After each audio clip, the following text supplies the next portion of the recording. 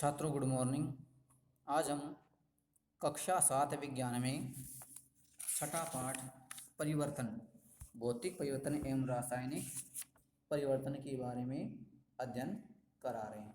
कल हमने रासायनिक परिवर्तनों के कुछ उदाहरण पढ़े थे और रासायनिक परिवर्तन के फलस्वरूप कौन कौन सी घटनाएं हो सकती है, जिसमें हमने बताया था ऊष्मा, प्रकाश अथवा किसी अन्य प्रकार के विकिरण निर्मुक्त हो सकते हैं, ध्वनि उत्पन्न हो सकती है, पदार्थों की गंध में परिवर्तन हो सकता है, उसमें नई गंध बन सकती है, पदार्थों के जो रंग है उनमें परिवर्तन हो सकता है या गैस आदि बन सकती है। इस प्रकार के परिवर्तन जो होते हैं वो किसके अंतर्गत होते हैं?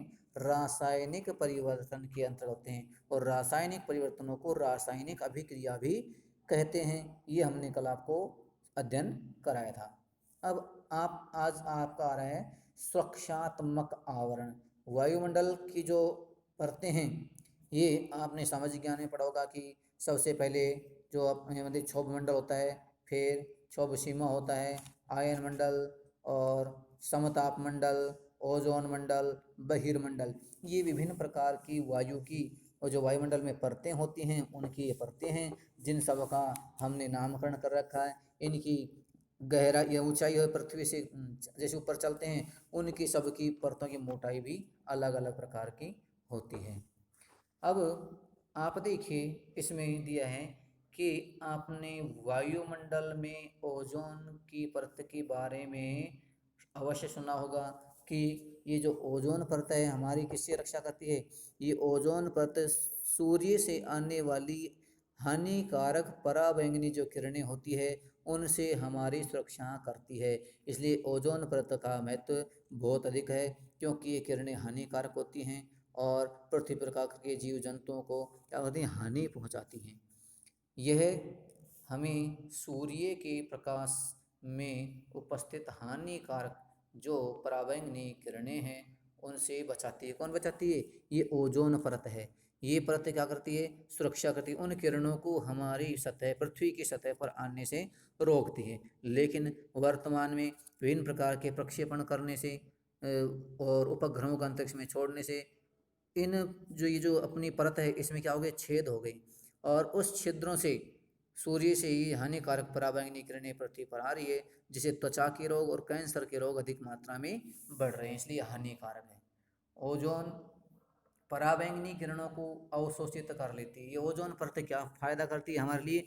ये ओजोन जो परत है ये सूर्य से जो आने वाली हानिकारक पराबैंगनी किरणें उनका अवशोषण कर लेती है, और जब अवशोषित कर लेती है वो किरणें हमारी पृथ्वी तक नहीं पहुंच पाती है। लेकिन जब कहीं छिद्र हो जाते हैं, ये परत कमजोर हो जाती है, तो वे हानिकारक विकिरण हमारी पृथ्वी तक पहुंच जाते हैं और हमें हानि पहुंचाते हैं और ऑक्सीजन में परिणित हो जाती है। ये क्या करती हैं? ये जो ओजोन परत है ये इन हानिकारक विकिरणों को अवशोषित करके ऑक्सीजन में बदल जाती है। परिणित होना बदल जाती है, परिणित मतलब उसमें ऑक्सीजन में बदल जाती है।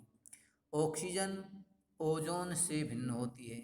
ऑक्सीजन जो गैस है ये ओजोन से क्या है? भिन्न अलग प्रकार की गैस है।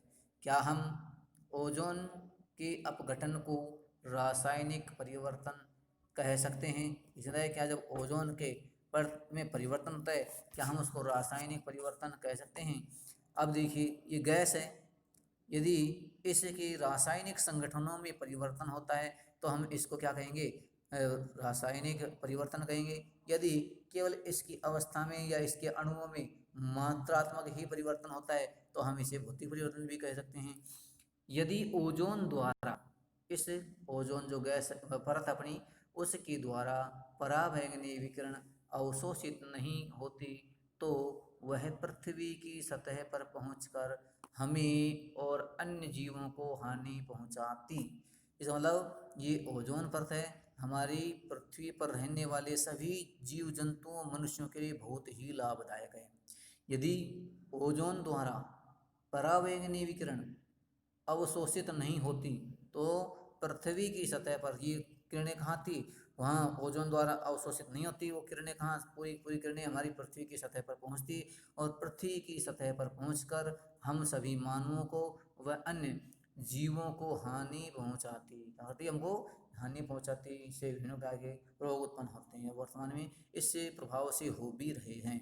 ओजोन इस विकिरण से हमें सुरक्षा प्रदान करने में एक प्राकृतिक आवरण का कार्य करती है। ये मानव द्वारा निर्मित नहीं है, बल्कि ये प्रकृति द्वारा ही इस प्रकार की ये एक परत बनी हुई है जो ओजोन है। गैस इसकी एक सुरक्षात्मक आवरण जो शायद आयन मंडल के बाद में इसका नंबर आता है, वहाँ पर एक परत बनी हुई है, और ये परत सूर्य से आने वाली हानिकारक जो पराबैंगनी किरणें हैं उनका अवशोषण कर लेती है और उसको ऑक्सीजन में बदल देती है। ओजोन विकिरण से हमें सुरक्षा प्रदान करने के लिए जो क्या है, एक प्राकृतिक रूप से आवरण तैयार करके चारों ओर का एक घेरा बनाती है, आवरण होगा, ये सुरक्षा करती है हमारा।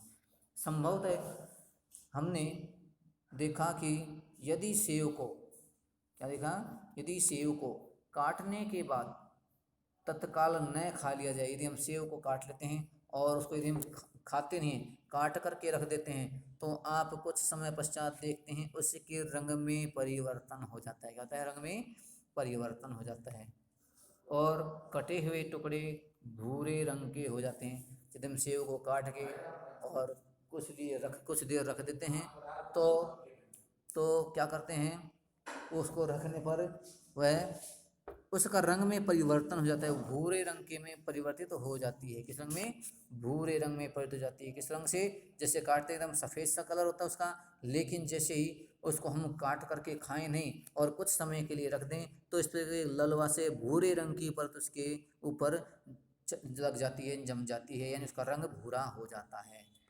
यदि हमने इसको खाया नहीं है तो इसका रंग कैसा हो जाता है, इसका रंग भूरे रंग में परिवर्तित हो जाता है। यदि आपने रंग में यह परिवर्तन नहीं देखा है तो किसी सेव का एक टुकड़ा काटते हैं। यदि आपने कभी ऐसा नहीं देखा, जहाँ से हम पढ़ रहे हैं, ये सही कभी देखा नहीं है, तो यह प्रयोग हम आज ही कर सकते हैं। इसके लिए हमें किसी विशेष वस्तु की आवश्यकता नहीं पड़ती है। हमें एक सेव लेकर के उसको काट करके और ये देखना है कि वास्तव में ऐसा परिवर्तन होता है या नहीं है। कुछ चीज़ें ऐसे होती हैं जिनका हम परीक्षण स्वतः ही कर सकते हैं और ये परीक्षण करने के लिए हानिकारक भी नहीं है, जिसलिए हमें किसी गुरुजनों के या अपने परिजनों की आवश्यकता हो।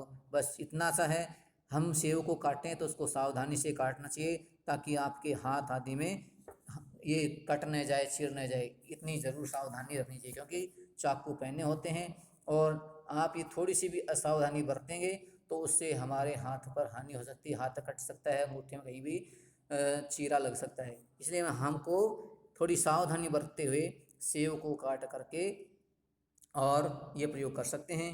अन्यथा अपने से जो बड़े हैं, परिजन हैं, किसी के साथ ये उसको काट करके और आप देख सकते हैं, उनसे कह करके आप कटवा सकते हैं सेव को, और फिर 5-7 मिनट पश्चात उसमें देखेंगे क्या परिवर्तन होता है या परिवर्तन नहीं होता है। तो किसी सेव का एक टुकड़ा हम काटते हैं और कुछ देर तक ऐसे ही काट करके टुकड़े को, और 2 टुकड़े काट दिए, दोनों को टुकड़े कुछ समय के लिए हम ऐसा ही धर देते हैं, उसको ऐसे रख देते हैं। इसी प्रकार का क्रियाकलाप आलू और बैंगन के जो टुकड़े हैं उनको काटने पर भी दोहरा सकते हैं। अक्सर आलू और बैंगन की सब्जियां बनती हैं और इस क्रियाकलाप को आप जब भी कभी आप घर पर हैं उस स्थिति में माताजी इन सब्जियों को काटती हैं तो उसको आप देखते हैं काट करके तुरंत किसमें, पानी में डाल देती हैं। यदि आप उनको बाहर रखेंगे तो बैंगन का रंग है वो कड़ा भी हो जाता है और उसके रंग में भी परिवर्तन हो जाता है।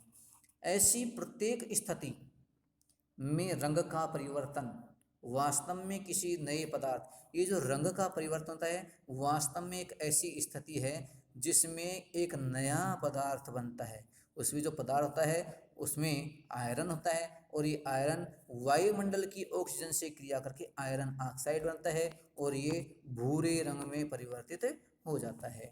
वास्तव में किसी नए पदार्थ अथवा पदार्थों के बनने के कारण होता है। क्या यह परिवर्तन रासायनिक परिवर्तन नहीं है? तो छात्रों, हमें मालूम है कि वह क्रिया या वह क्रियाकलाप या वह अभिक्रिया जिसमें या वह परिवर्तन जिसमें कोई नया पदार्थ बनता है वो क्या कहलाता है? वह रासायनिक परिवर्तन कहलाता है। तो ये रंग परिवर्तन किस प्रकार उस पदार्थ में नहीं है बल्कि उसमें उपस्थित आयरन जो लोह तत्व होता है उसकी ऑक्सीजन से अभिक्रिया के कारण उसका रंग परिवर्तित होता है और उसमें आयरन ऑक्साइड बनता है, लोह का ऑक्साइड बनता है और लोह का ऑक्साइड लोहे से अलग है, ऑक्सीजन से अलग है। इस प्रकार का यह जो परिवर्तन है ये किस प्रकार बताएं? यह रासायनिक परिवर्तन का उदाहरण है। तो सेव को काटना किसका वजह है? रासायनिक परिवर्तन का उदाहरण है। अगली क्लास में आप रासायनिक अभिक्रिया के जो गुण हैं उसकी सीमाएं हैं उसके बारे में हम ये पढ़ेंगे। रंग परिवर्तन होना रासायनिक अभिक्रिया का एक अभिलाक्षणिक गुण है और इसमें पदार्थों के रंग परिवर्तित हो जाते हैं अभिक्रिया के पश्चात। और उसमें हमारे सेव के जो अब हमने उदाहरण पढ़ा है ये उदाहरण आपको अगली क्लास में फिर मिलेगा। तो ये अच्छा इंपॉर्टेंट क्वेश्चन है और इस टॉपिक को हमें अच्छे से याद करना है क्योंकि ये अगली क्लास में भी हमारे लिए महत्वपूर्ण है।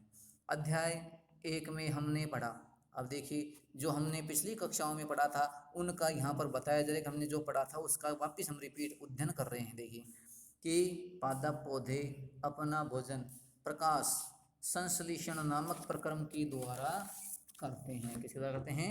प्रकाश संश्लेषण की प्रक्रिया द्वारा अपना भोजन स्वयं बनाते हैं, प्रक्रम द्वारा स्वयं बनाते हैं। और क्योंकि यह प्रकाश संश्लेषण को हम प्रकाश संश्लेषण को रासायनिक परिवर्तन कह सकते हैं क्योंकि इसमें भी नए पदार्थ बनते हैं। सूर्य के प्रकाश की उपस्थिति में जल खनिज लवण द्वारा पर्णयुक्त कोशिकाएं पत्तियों की वे अपना भोजन स्वयं बनाती है और कार्बोहाइड्रेट में परिवर्तित करती है। इसमें कुछ मात्रा में उसमें ऊर्जा भी उत्पन्न होती है और क्या होते हैं और ऑक्सीजन उत्पन्न होते हैं बनती है इसमें। तो इस प्रकार की प्रक्रिया में ये रासायनिक परिवर्तन है। पहली ने कहा कि पाचन भी एक रासायनिक अभिक्रिया है। पौधों की पत्तियों द्वारा भोजन का निर्माण यानी प्रकाश संश्लेषण भी एक रासायनिक प्रक्रिया है, रासायनिक परिवर्तन है। और हमारे शरीर में जो भोजन का पाचन होता है वह भी रासायनिक परिवर्तन है। तो इस प्रकार अपना ये रासायनिक परिवर्तन का जो टॉपिक था आज कंप्लीट हुआ। उसके पश्चात हम दूसरा उदाहरण जिसमें है लोहे में जंग लगने के बारे में कल अध्ययन करेंगे। धन्यवाद।